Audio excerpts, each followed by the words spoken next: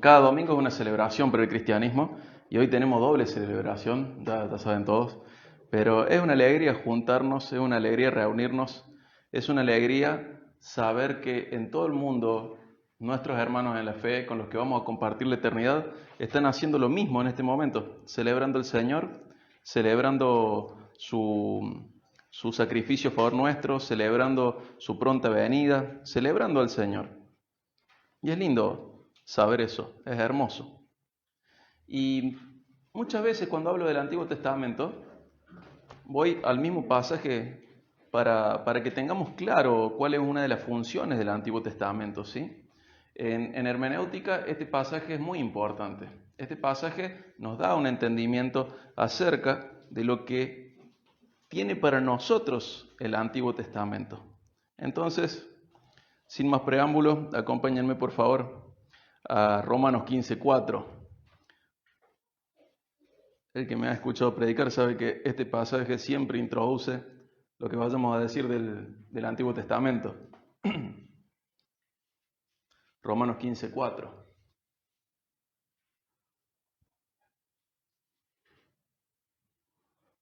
Y antes de leerlo, quiero comentarles que el título de hoy es Siendo Valientes.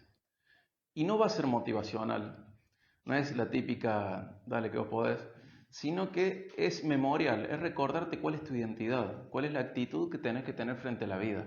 Tenés que ser valiente. ¿Por qué? Porque sos valiente en Cristo. Dios te hizo valiente. Si no hay valentía en tu vida, es porque el Señor no trabajó. Y si no trabajó el Señor, tenés que ir a los pies de Cristo para pedir salvación y perdón y una vida nueva. Pero vamos a hablar de esto de ser valientes, y antes de eso vamos a leer acá Romanos 15:4 que dice: porque todo lo que fue escrito en tiempos pasados, para nuestra enseñanza se escribió, a fin de que por medio de la paciencia y del consuelo de las Escrituras tengamos esperanzas. Fíjense qué hermoso esto. Vos podés encontrar una carta tirada en la calle y decir, a ver, ¿a quién se la habrá escrito? ¿De qué habrá estado pensando? ¿En qué habrá estado pensando? Todo lo que fue escrito en tiempos pasados, para nuestra enseñanza se escribió, a fin de que por medio de la paciencia y del consuelo de las Escrituras tengamos esperanzas. Fíjense qué hermoso esto. Vos podés encontrar una carta tirada en la calle y decir, a ver, ¿a quién se la habrá escrito? ¿De qué habrá estado pensando? ¿En qué habrá estado pensando? ¿Qué habrá querido decir? Pero cuando el Antiguo Testamento fue escrito para vos. No es la historia de Israel por ser Israel, no es folclore israelita. Esto fue escrito. Y lo digo en dos sentidos. Por un lado esto sucedió y por otro lado esto fue registrado para vos. Para que vos tengas, ¿qué dice acá? Enseñanza, paciencia, consuelo. El Antiguo Testamento se escribió para que vos aprendieses algo. Para que vos puedas saber de dónde tenés que sacar tu consuelo y tu esperanza. Está dedicado para vos, eso quiero decir. El centro de todo es Cristo. Pero en su soberanía le dio un propósito más, además de todo lo que ya sabemos, o hemos hablado, o tenemos por hablar del Antiguo Testamento, le dio este sentido para vos. Está escrito para tu enseñanza, para tu aprendizaje, para que aprendas, para que obtengas consuelo, para que obtengas esperanza. ¿Será difícil de conseguir la esperanza? No sé cómo puede hacer la gente para vivir sin Dios, sin esperanza. ¿Consuelo? ¿Necesitaremos consuelo? Toda la vida nos lleva a necesitar consuelo.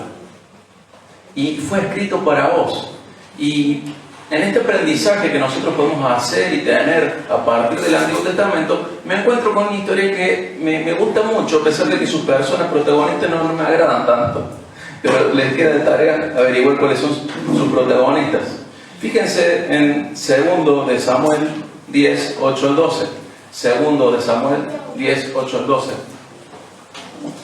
Segundo libro de Samuel, capítulo 10, versículos 8 al 12. Acá estamos hablando de dos primos o sobrinos de David, y no son de los mejorcitos de la sociedad, Son gente que son parte del ejército de David, pero no son de los que brillan por sus buenas obras. Estos son de los que son bastante sanguinarios. Sin embargo, en ellos, y como decíamos recién en Romanos, en ellos vamos a encontrar algo que podemos aprender. De ellos podemos aprender algo. De ellos tenemos algo que tomar, algo que nos sirve de aprendizaje. Fíjense lo que dice 2 de Samuel 10, 8 al 12. Segundo de Samuel 10, 8 al 12. Y los amonitas salieron y se pusieron en orden de batalla a la entrada de la ciudad, mientras que los arameos de Soba y de Rehob y los de Istop y de Maaca estaban aparte en el campo. Viendo Joab que se le presentaba batalla por el frente y por la retaguardia, escogió de entre todos los mejores hombres de Israel y los puso en orden de batalla contra los arameos. Al resto del pueblo lo colocó al mando de su hermano Abisai y lo puso en orden de batalla contra los amonitas. Y dijo: si los arameos son demasiado fuertes para mí, entonces tú me ayudarás.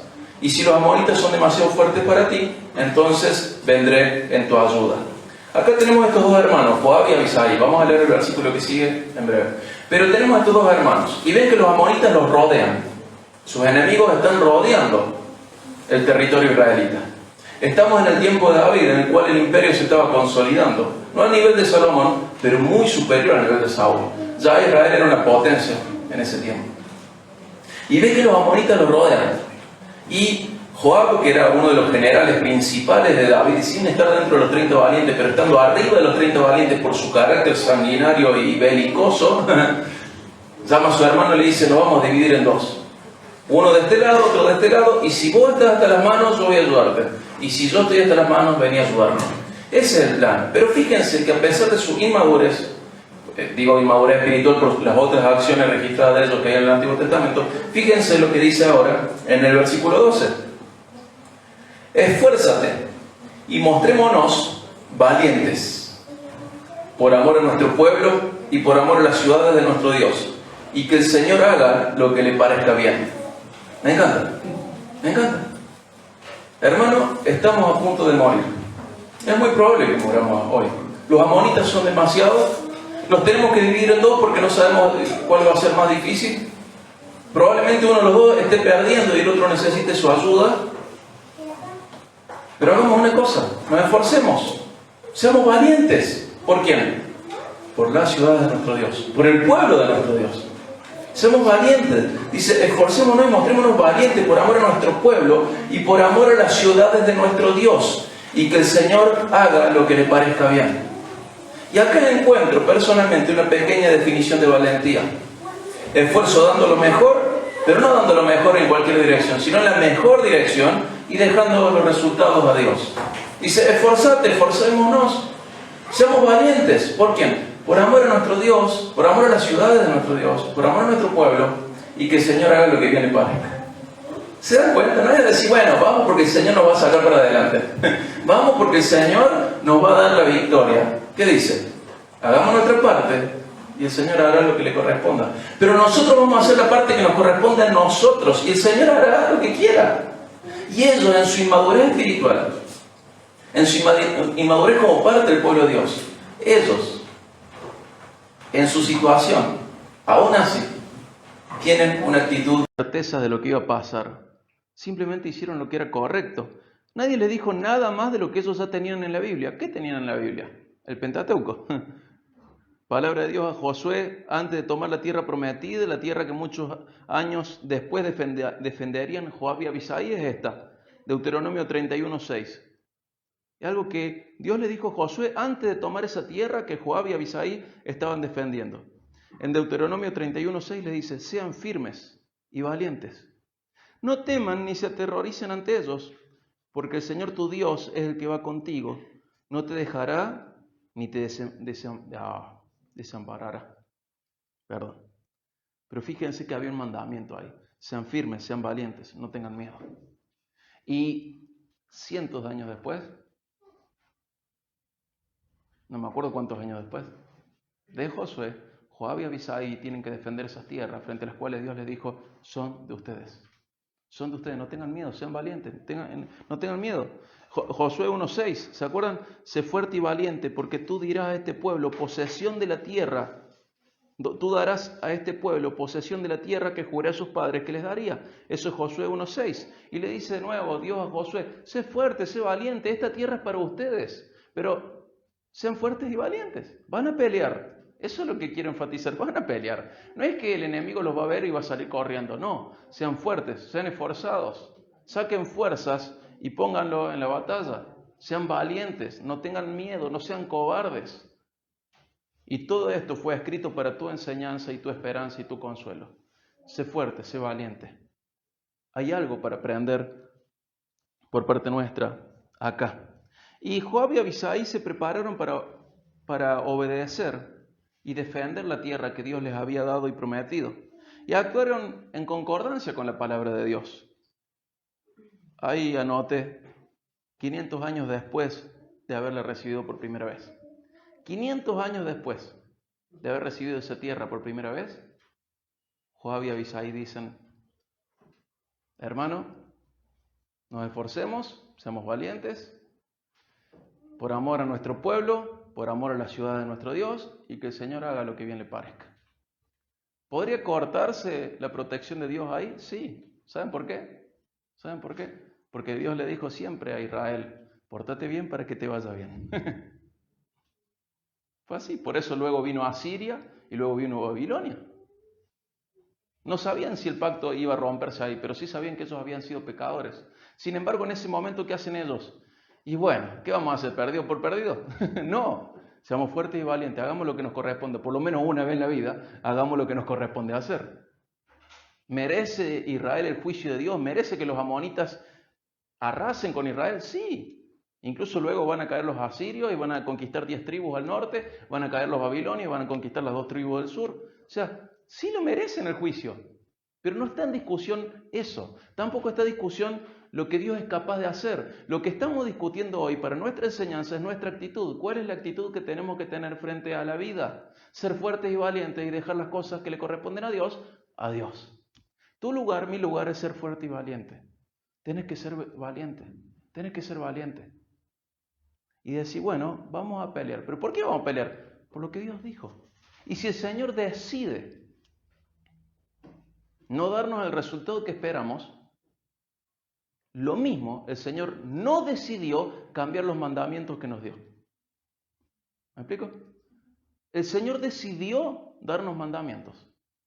Y si luego los resultados de la obediencia no es la que nosotros esperamos, lo mismo, tenemos una certeza, los mandamientos de Dios. Y frente a esos mandamientos tenemos que ser valientes, tenemos que ser fuertes, tenemos que ser esforzados.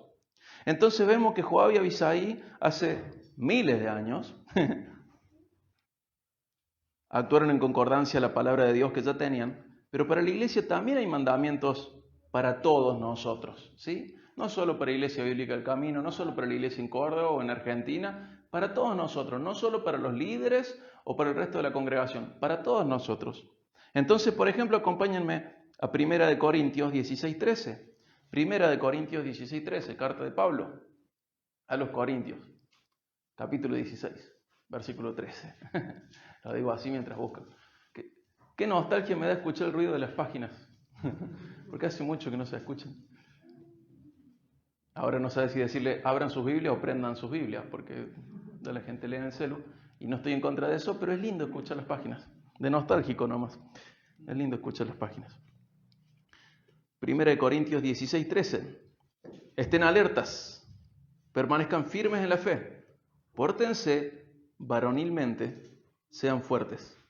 Y si bien en nuestro contexto esto de portarse varonilmente suena raro y tenemos mucho para hablar al respecto, lo que está diciendo ahí, sean valientes, sean fuertes. Antes le dice, estén alertas, permanezcan firmes en la fe, pórtense varonilmente, o sea, sean valientes, sean fuertes. ¿Qué nos pasa? ¿Por qué nos va a chocar? Y hago un paréntesis muy corto. Nos va a chocar porque la Biblia nos enseña que somos distintos por diseño y que el hombre debería tener una valentía superior a la de la mujer. No que la mujer sea una cobarde, sino que con toda la gran valentía que tiene la mujer, el varón tiene la responsabilidad de ser más valiente todavía.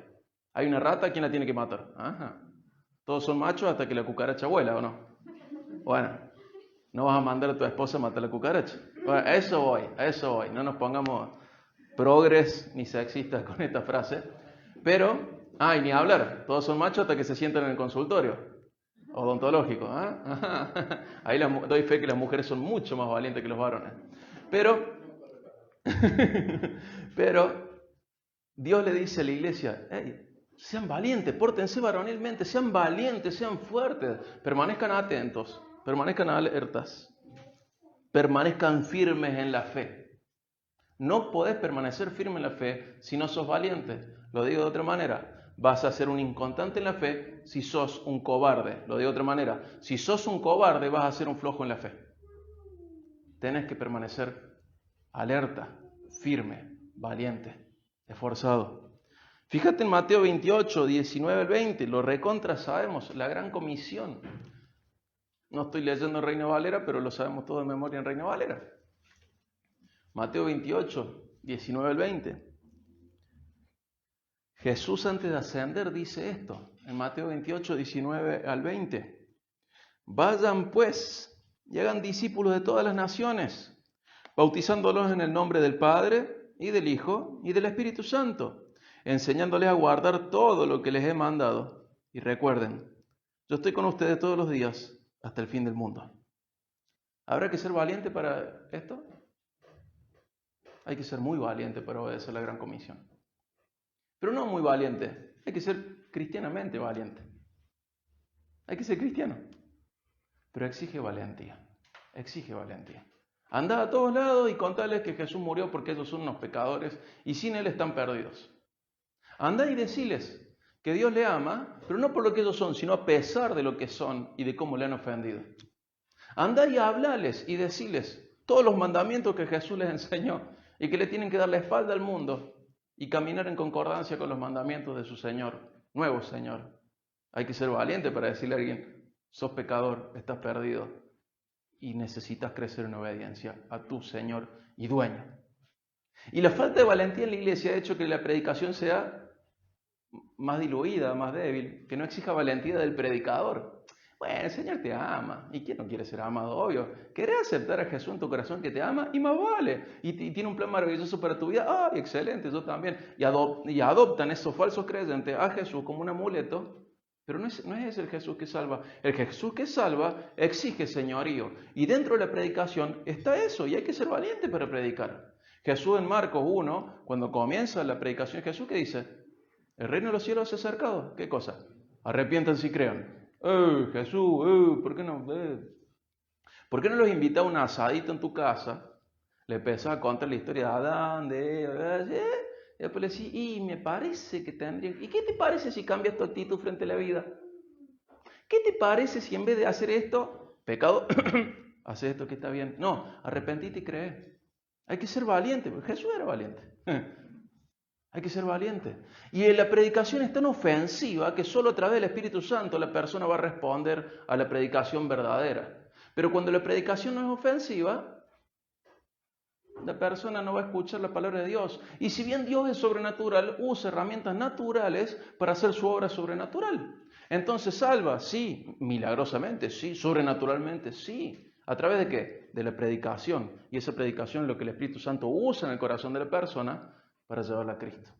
El Señor hace grandes cosas, sí, ¿a través de qué? De la oración. Si no orás, el Señor no lo va a hacer porque decretó que algunas cosas sucedan solamente si vos orás. Y hay que ser valiente para creerle a Dios y orar.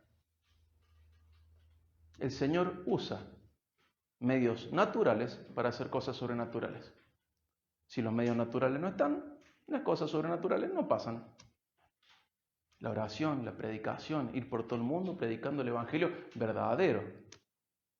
Pobre de aquel que predica otro evangelio, ¿no? Es anatema. Pero a lo que voy es que hay que ser valiente para obedecer al Señor. Hay que ser valiente.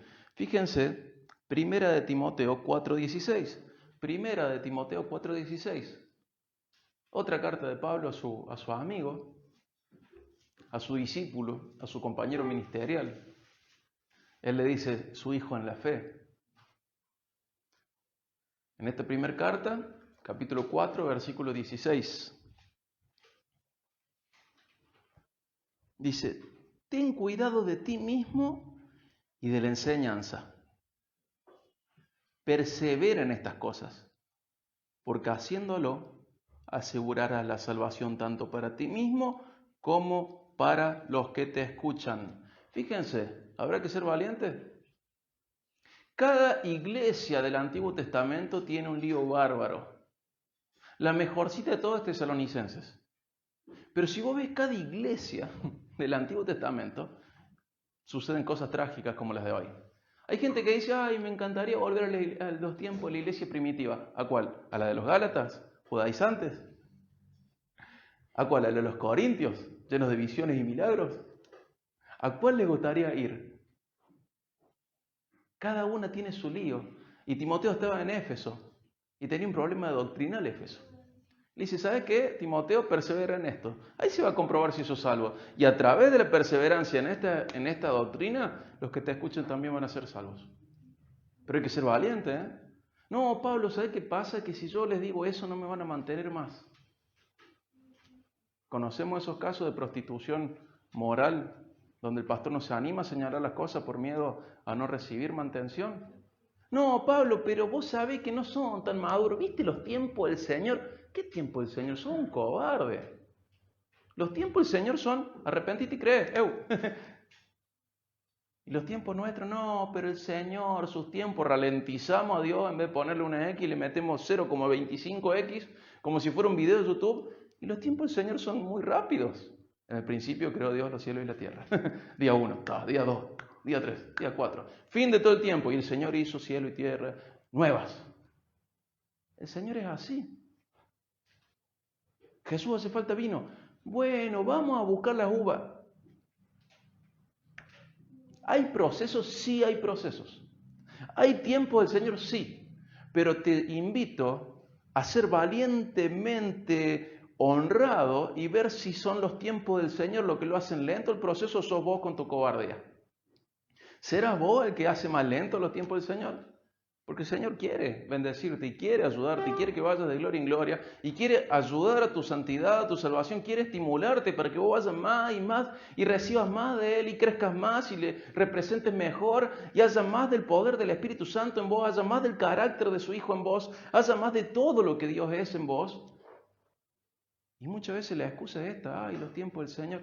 El Señor no tiene un problema con el tiempo, yo tengo un problema con mi cobardía. Entonces no soy valiente y no le doy el lugar a Dios que le corresponde. Entonces te invito, tenemos que ser valientes.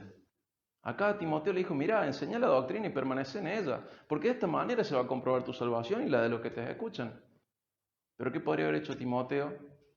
Y ¿sabes qué, Pablo? No da, son nuevitos en la iglesia. Todas las iglesias eran nuevas. ¿Se dan cuenta? Todas las iglesias eran nuevas. No, pero vamos a esperar que maduren y bueno, y vamos a ir tirando un poco. No. Es tan sobrenatural la respuesta al Evangelio que produce una de dos cosas. O lo rechazás de todo corazón o lo aceptás. Porque es sobrenatural la respuesta. Y nosotros queremos que sea natural, entonces lo pintamos, lo endulzamos, lo endulcoramos, toda la vuelta para que sea más lindo y decimos Cristo. Y bueno, ya está, acá está el Evangelio. No. Es muy exigente el Evangelio. Y solo si el Espíritu Santo está trabajando en la otra persona va a acceder al Evangelio. Si no, no. Es así. Y bueno, pero hay que ser valiente. Porque hay que ser valiente si vos defendés la doctrina y por eso se alejan de vos. Hay que ser valiente si por defender la doctrina la iglesia se divide. Hay que ser valiente si tenés que resignar amor social, comodidad social, paz, por amor a Dios y lo suyo. Hay que ser valiente. Y si estos dos israelitas inmaduros, Joab y Abisai del pasado, lo supieron hacer, gloria a Dios que nosotros lo podemos hacer más y mejor, para gloria de Dios y por su gracia. Porque ellos no tenían el Espíritu Santo y nosotros sí. Y ellos no habían visto a Cristo y nosotros sí. Y las ciudades de su Dios eran de tierra, eran de piedra, pero las nuestras son eternas. Somos un pueblo para siempre. Somos una nación nueva. Somos una familia indestructible. Somos sempiternos. Tuvimos un principio y no vamos a tener fin. Mira si no vamos a luchar por nuestro pueblo. Si estos dos israelitas tan sanguinarios, tan inmaduros espiritualmente, lo lograron hacer arriesgando su vida, ¿cómo no lo vamos a hacer nosotros? Y gracias a Dios no tenemos que desenvainar una espada más que la palabra, y no como ellos que tenían que desenvainarla de hierro y enfrentarse a la batalla. Pero si ellos pudieron, y si eso fue escrito para nuestra enseñanza, nuestro aprendizaje, nuestra esperanza, nuestro consuelo, ¿cómo no vamos a tomar de esto? Y yo sé lo que le pasa al incrédulo cuando escucha esto. Lo sé porque lo dice la Biblia. Cree que todo esto es mentira. Cree que esto no puede ser cierto. Cree que todo esto es una filosofía más del montón. ve la Biblia y no logra discernir que es Dios hablando, es Dios predicando, es Dios mismo en la Biblia. Lo sé, porque la Biblia misma nos muestra así al incrédulo, enceguecido, entenebrecido su mente. Lo sabemos. Pero nosotros peleamos por el pueblo de nuestro Dios. Y tenemos que ser valientes en esto. Y no tenemos que tratar de que el que está muerto espiritual vea. Tenemos que seguir siendo la luz de Dios en la tierra.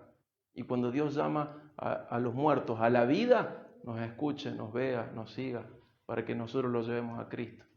Tenemos que tener mucho cuidado de tratar de darle al muerto espiritual una cucharada de vida, porque no le va a dar vida. No sé cómo ilustrarlo, quizás estoy cayendo en una herejía por querer forzar la ilustración. Pero la persona muerta espiritualmente no puede ver a la palabra de Dios como cierta. No lo puede hacer.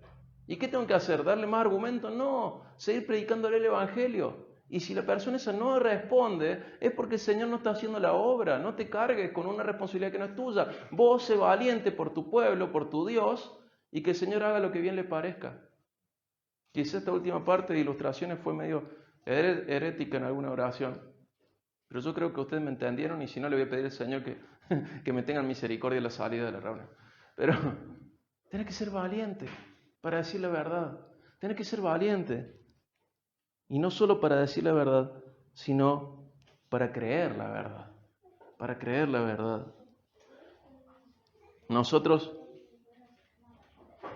tenemos que luchar por nuestras vidas, tenemos que luchar por nuestro pueblo, tenemos que entender que la palabra de Dios es clara. Son cosas que debemos hacer. Recién mencioné solamente 3, ¿se acuerdan? Ser valientes y fuertes, permaneciendo alertas, firmes en la fe, la gran comisión, y esto de tener mucho cuidado de la doctrina y de cómo vivimos, manteniéndonos firmes en lo correcto. Eso fue 1 Corintios 16:13, Mateo 28:19-20, 1 Timoteo 4:16. Y hay que luchar por estas cosas, hay que ser valiente por estas cosas. Son cosas que debemos hacer, aunque muchas veces no entendemos todo lo que nos gustaría. ¿Qué tenemos que anunciar al mundo que nos rodea? ¿Qué le podemos decir nosotros al mundo que nos rodea? ¿Cómo se expresa en tu vida ser parte del templo de Dios? ¿Se acuerdan 1 Timoteo 3:15? Ser parte del pueblo de Dios. ¿Cómo es el pueblo de Dios? Columna y sostén de la verdad. ¿Sabes qué pasa? Si la iglesia no cumple su función, no espere que otra ONG sea columna y sostén de la verdad. Es tu lugar. Vos sos la iglesia. Es tu lugar. No esperes que otro cumpla tu función, porque vos sos columna y sostén de la verdad. Y no hay nada más en la tierra que sostenga y defienda la verdad más que la iglesia. No hay otra cosa. La iglesia es columna y sostén de la verdad, es el templo del Dios viviente. Pero hay que ser valiente. ¿O no hay que ser valiente para sostener y defender la verdad? Tienes que ser valiente. Vos luchas por cosas que son eternas. Luchás por cosas que no son como las ciudades que Joab y Abisai defendían. Muchas veces nosotros podemos tener una actitud de defensa a algo. Por ejemplo, si alguno de nosotros los casados estamos andando en la calle y alguien le toca, manosea a nuestras esposas, ¿qué vamos a hacer? ¿Qué vamos a hacer? ¿Qué vamos a hacer? Aunque perdamos, ¿qué vamos a hacer? Vamos a tratar de eludir la situación, pero si no se puede eludir, ¿qué vamos a hacer? Vamos a ser valientes finalmente, ¿o no? ¿Y vos crees que hay que ser menos valientes cuando manosean a la esposa de Cristo? ¿Crees que hay que ser menos valiente cuando tus hermanos y hermanas en Cristo son esclavizados por malas doctrinas? ¿Crees que hay que ser menos valiente cuando ves a tu vecino perdido en la oscuridad de su mente por no conocer el Evangelio? ¿Sos valiente porque tocan una parte de tu esposa y no sos valiente cuando tocan a la de Cristo? Hay que ser valiente y hay que aguantársela. Y el Señor hará lo que bien le parezca. Pero tu lugar es ser valiente, es ser valiente. Joab y Abisai hicieron lo que les correspondía. Podrían haberse preguntado por qué debían defender algo que Dios les había dado, ¿o no? Pero si el Señor ya nos los dio. Hace 500 años que nos prometió esta tierra. ¿Para qué vamos a pelear? Mira, tomemos mate acá, veamos qué pasa. Y veamos cómo se resuelven solas las cosas. No es así. Dios hace cosas sobrenaturales usando medios naturales. Y la guerra que Joab y Abisai enfrentaban era el medio natural para que Israel sobrenaturalmente ocupara ese espacio estando tan rodeado de enemigos. Podrían haberse preguntado, ¿por qué nos vamos a poner a la batalla? ¿Por qué vamos a arriesgar nuestras vidas siendo que Dios ya les había dado esa tierra? ¿Para qué vamos a predicar si nosotros creemos en la predestinación? Porque no es lo que te toca es predicar. ¿Para qué le vamos a decir a los otros si el Señor, oremos por el otro? ¿Qué le vamos a andar diciendo? No le va a gustar lo que le diga. Ya hemos hablado de esto, ¿no? Hace 2 domingos. Imagínate Pablo diciendo, hay un lío por los Gálatas, mejor oro por eso, no le voy a decir nada, no voy a hacer que sea lo último que me quieran escuchar. Gálatas insensatos. Hermano, el medio natural que Dios usa para resultados sobrenaturales es la iglesia. Hay que decir las cosas de frente y ser valientes. Ser valientes. Hay que predicar con valentía, hay que permanecer firme con valentía, hay que atacar al pecado personal y congregacional con valentía. Hay que ser valientes, hay que ser valientes. No podemos ni debemos pensar que la soberanía de Dios quita, niega, anula o disminuye nuestras responsabilidades. Hay que ser valientes. Tienes que ser valiente como esposo, como esposa, como papá, como mamá, como hermano, como hermana, como hijo, como hija, como amigo. Tenés que ser valiente y hacer la parte que te corresponde. Orá, ayuná, pero nunca eludas tu responsabilidad porque es la parte que te toca. Es la parte que te toca. Y aun cuando no entendamos todo, tenemos que obedecer a Dios quien nos manda a ser valientes. Uno de mis libros preferidos es Eclesiastés. En cierto rasgo depresivo de mi carácter, de mi personalidad, cuando leo Proverbios digo, ¿dónde está lo que dice Proverbios? Hasta que comprendí que Proverbios no es promesas. Y acá está el meme de Ben Shapiro, dice, ¿y dónde dice que no es promesa? En el nombre, Proverbios. Son dichos sabios y te conviene vivir según Proverbio y no te conviene vivir de otra manera, pero no son promesas, son proverbios. Y Eclesiastés para mí decía, este sí la entendió, este sí la tiene clara. ¿Y qué dice Eclesiastés? Mira, no entiendo nada. No entiendo nada. Al malo le va bien, al bueno le va mal. He visto gente que gana mucho dinero y no lo puede disfrutar. No entiendo nada. Pero en toda esa vanidad, que significa confusión en hebreo, toda esa confusión, toda esa neblina, todo eso indescifrable, Eclesiastés dice, pero sé una cosa. ¿Qué sabe Eclesiastés? Acompáñame a Eclesiastés 12:13. Eclesiastés 12:13. Él vio de todo, vio muchas paradojas en la vida, vio muchas incógnitas, vio muchas aparentes contradicciones, vio cosas que parecían no tener sentido, y luego de expresar lo confusa que es la vida, luego de haber vivido de todo, luego de haber dejado en claro que no entiende casi nada de lo que sucede en la tierra, llega a una conclusión llena de luz. Y en mi mente la imagen de Eclesiastés es un montón de neblina y un faro muy brillante. Y lo único que puedo hacer es ir hacia el faro, porque todo lo demás no lo entiendo. Un faro gigante, brillante, con una luz muy potente y decir, sí, no sé, no entiendo, no veo, es confuso, es vano, no puedo descifrar la vida. Pero este faro sigue estando ahí, así que mejor voy hacia allá. Dice Eclesiastés 12:13. La conclusión, cuando todo se ha oído, es esta. Teme a Dios y guarda sus mandamientos, porque esto concierne a toda persona. Tienes que ser valiente, es un mandamiento de Dios. Aunque no comprendas todo, aunque no sepas por qué tenés que ser valiente y dar batalla, aunque no sepas cuáles van a ser los resultados, obedece a Dios. Dios te manda a ser valiente. Dios te manda a ser valiente. Y aunque veas toda la confusión que te rodea y no puedas comprender la vida, y Eclesiastés con toda su sabiduría, toda su experiencia, habiendo probado de todo. Si hay una persona que probó de todo en la Biblia, Eclesiastés dice, no entiendo nada. Habiendo vivido de todo, el blanco y el negro, todo, dice, no entiendo nada, excepto esta cosa, este faro gigante. Obedece a Dios, temele y guarda sus mandamientos, porque esto es lo que le corresponde al hombre. Y a vos te corresponde lo mismo. Pero para obedecer hay que ser valiente frente a tanta incertidumbre. Nos corresponde ser temerosos de Dios y obedecer sus mandamientos, incluso cuando no entendemos todo lo relacionado a la obediencia. ¿No les pasa que no entendemos todo lo relacionado a la obediencia? El Señor te dice, ora. ¿Y para qué voy a orar si ya sabe todo?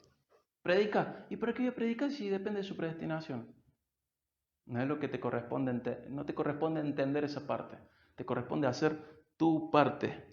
Y Jesús, con su sacrificio, compró un pueblo. Acompáñame. Apocalipsis 5, 9 al 10. Porque, así, ¿qué tiene que ver el pueblo de Dios? No, porque estábamos hablando del pueblo de Dios en el Antiguo Testamento y ahora hablamos del pueblo de Dios en el Nuevo Testamento. Porque veíamos a Joab y a Abisai siendo valientes por un pueblo, por las ciudades de ese pueblo, por el Dios de ese pueblo. Y tenemos que encontrar una casi analogía en esto. No una analogía hermenéutica, sino porque es un paralelismo. Ellos peleaban por un pueblo y nosotros también somos un pueblo y tenemos que pelear por nuestro pueblo. Eso es todo. Un paralelismo. Dice Apocalipsis 5, 9 y 10. Y cantaban un cántico nuevo diciendo: digno eres de tomar el libro y de abrir sus sellos, porque tú fuiste inmolado y con tu sangre compraste para Dios a gente de toda tribu, lengua, pueblo y nación, y los has hecho un reino y sacerdotes para nuestro Dios, y reinarán sobre la tierra. ¿Por qué te enfatizo en esto? No te vayas de Apocalipsis. Porque este pueblo es un reino de sacerdotes, ¿verdad? Pero este pueblo fue comprado, no se pertenece más a sí mismo. En Corintios dice, no te pertenece más a vos, tu vida no es más tuya. En Romanos también se nos da esta idea. No es más tu vida, sos un pueblo. ¿De quién sos? Sos de Dios. ¿Quién te compró? Cristo con su sangre. ¿Cómo? Él compró tu vida, dando su vida por la tuya. Y aún siendo pecador, Él decidió rescatarte. Él te compró para vos. No vino a sacar la mejor versión de vos. Vino a tratar de que tu vida sea más parecida a la de Él. ¿Sí? Vino y compró un pueblo y formó un pueblo. Y ese pueblo era un regalo del Padre al Hijo y ahora, en otro sentido, es un regalo del Hijo al Padre. Es un pueblo ideado en la eternidad, contabilizado en la eternidad, especificado en la eternidad, y Dios ha decidido comprarlo a través de Cristo. Cristo dice, mira, compraste un pueblo. Acá dice, compraste un pueblo, ¿para quién? Para Dios, y se lo vas a dar de toda lengua, de toda tribu, de toda nación. Es un pueblo, es un pueblo. Pero fíjate cómo no es el pueblo que es de Dios. No es así lo que dice Apocalipsis 21:8.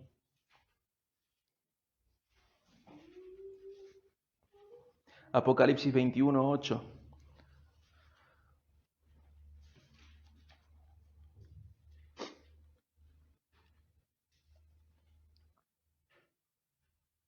Está fuerte este, ¿no?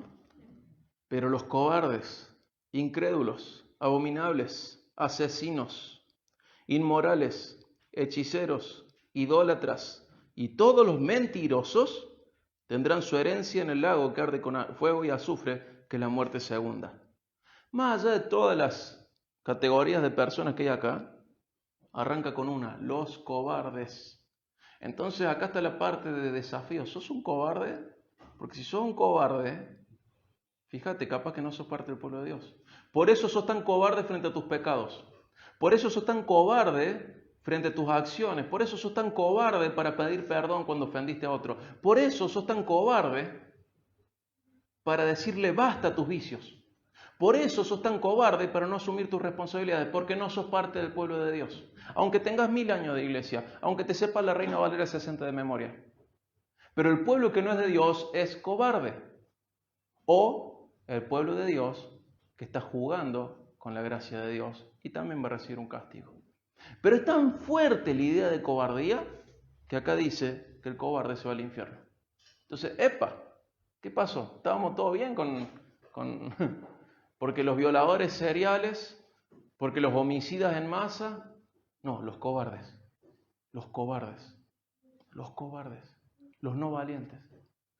Y vemos cómo la Biblia nos fuerza una y otra vez a decir, che, para, ¿estoy adentro o estoy afuera? ¿De qué lado estoy de la cruz? Y eso es una respuesta que tiene el Señor y vos, nadie más la tiene. Nosotros podemos creer algo de vos, pero vos y Dios son los únicos que lo saben.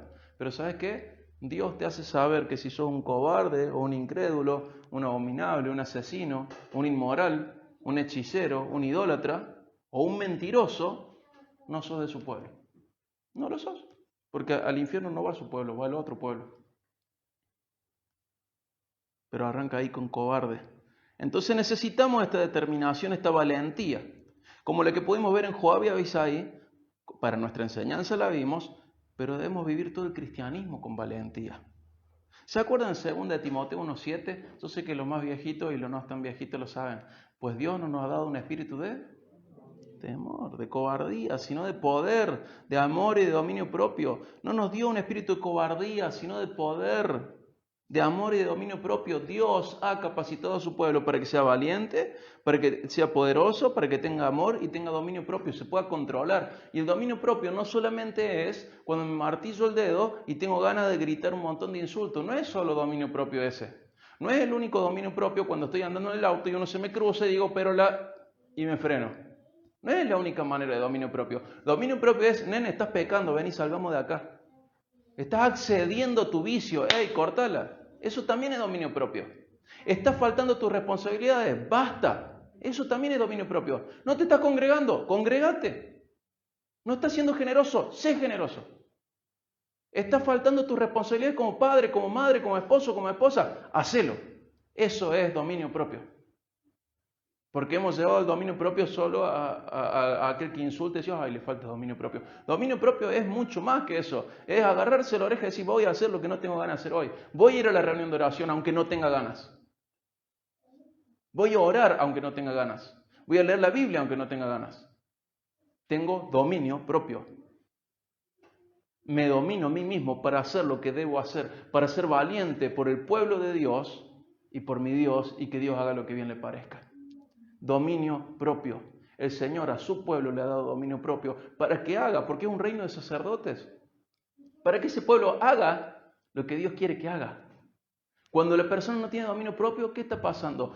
O entristeció al Espíritu Santo, o está en un estado muy peligroso de la fe, o no es salvo. Y como dice Hebreo, solo queda una terrible expectativa de juicio para esa persona que sigue cayendo en ese pecado. Dominio propio. Al lado de valentía, al lado de poder, al lado de amor. Entonces, te hago estas preguntas.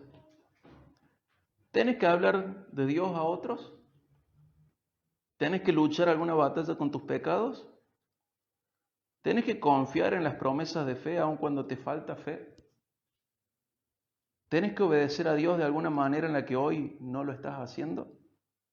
¿Tienes que luchar alguna batalla contra esa comodidad y mediocridad que te dificulta la vida devocional?